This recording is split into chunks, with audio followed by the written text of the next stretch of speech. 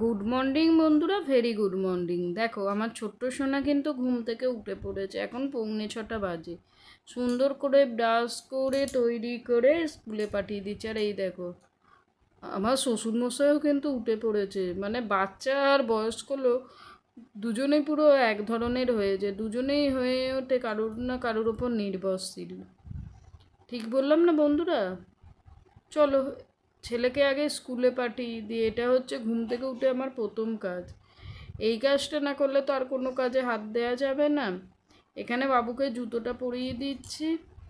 আর চলো ওর বাবা নিয়ে একদম স্কুলে দিয়ে আসুক, তারপর একটুখানি গরম গরম চা খেতে হবে। আর ওয়েদারটা না এখন আগের থেকে একটু ঠান্ডা পড়েছে, বুঝলে বন্ধুরা? মানে এই যে দরজা খুলেছে একটু হালকা ঠান্ডা ঠান্ডা ভাব লাগছে।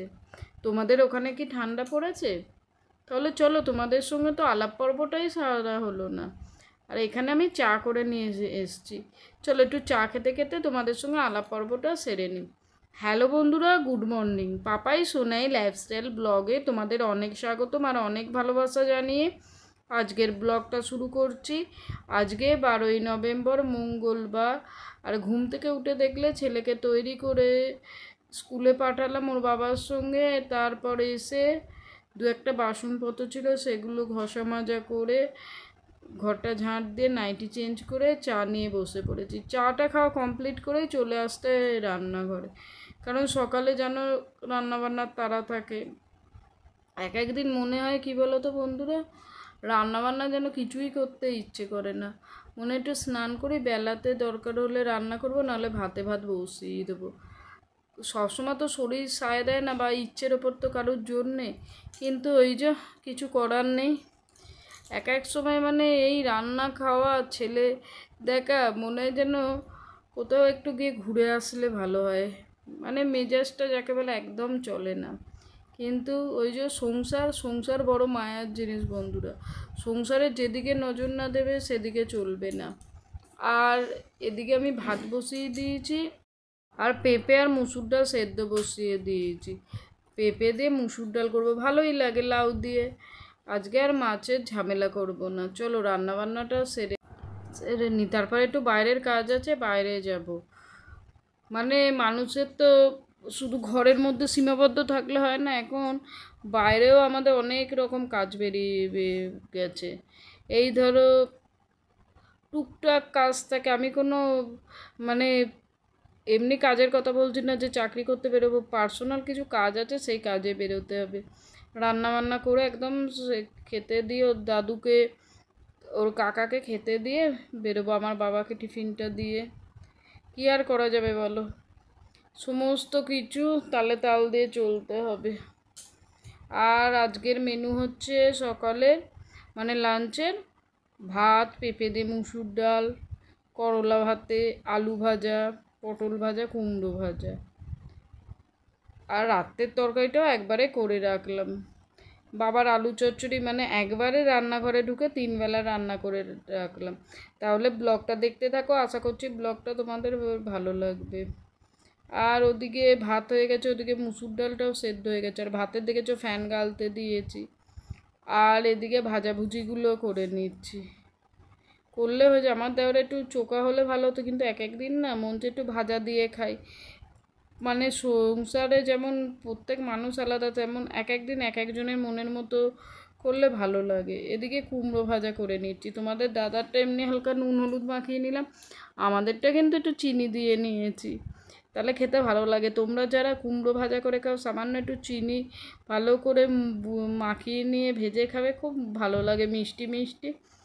চলো এদিকে আমার ভাজার পর্ব শেষ, আর এদিকে জিরে তেজপাতা কাঁচা লঙ্কা ফোড়ন দিয়ে ডালটাও ঢেলে দিলাম। এই ডালে আমি আর পেঁয়াজ ফোড়ন দিই না। তোমরা কি দাও? যদি দাও আমাকে জানাবে, তাহলে আমিও একদিন করে দেখব কেমন লাগে। মানে রান্নাটার ওপর না নিজে আর খুন্তি চালাই না। খুব একটা তো পটু নয় রান্নাবান্না। এবার যা রান্নাবান্না ধরো নিজের মতো করতে গেলে যদি রান্না খারাপ হয়ে যায়, তখন আর এক কেলেঙ্কারি। একে এতগুলো লোক রান্নাবান্না করতে করতেই মাথা খারাপ হয়ে যায়, তারপর যদি সেই রান্না মুখে নেওয়া দেওয়া যায় তাহলেই তো মুশকিল। আর এদিকে আমার ডাল হয়ে গেছে কমপ্লিট, আর এদিকে আলু পটলের তরকারি করব, কেটেও রেখেছি। চলো ডালটা ঢেলে নেই। অনেকটা পরিমাণেই ডাল করে নেওয়া হয়েছে, কারণ লোক বেশি। একটুখানি বাটিতে তুলে নিতে হবে জানো তো বন্ধুরা, নাহলে এই ডালটা যতই বলো হাতের সামনে নামিয়ে রাখো কিন্তু নামানো যাবে না। এই যে আমার দেওরকে দেবো, ওর ডালটা তুলে রাখছি, তাহলে একটুখানি কমেও যাবে বলো না। আর এদিকে তরকারিটাও বসিয়ে দেবো, ওদিকে আলু চচ্চড়ি বসাবো, চা করবো। আজ আর নিজের জন্য রুটি হবে না। ওই যে এক কথায় যাকে বলে ঘরামির ঘর ছেদা।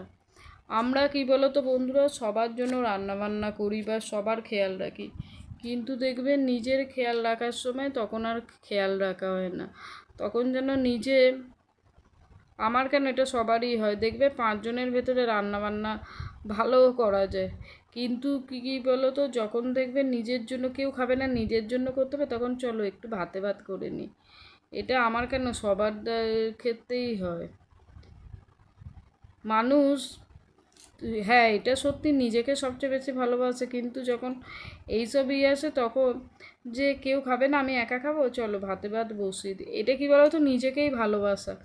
এই ধরো আমি সকাল থেকে উঠে এতগুলো রান্না বান্না করছি, খাটুনি তো কম হয় না। এটা একার মতো ভাতে ভাত বসিয়ে দিলে নিজের খাটুনিটাও কম। মানুষ প্রথমে নিজেকেই সবচেয়ে বেশি ভালোবাসে। যে নিজেকে ভালোবাসে সে প্রত্যেককে ভালোবাসতে জানে। চলো অনেক কথাবার্তা বলা হয়ে গেল। পটল আলুর তরকারি করব, পটলগুলো লাল লাল ভেজে তুলে নিলাম। এরপর ওই যে জিরে তেজপাতা ফোড়ন দিয়ে মশলাটাকে কষিয়ে নেব, কষিয়ে নিয়ে তারপর এই ভাজা পটল দিয়ে দেবো।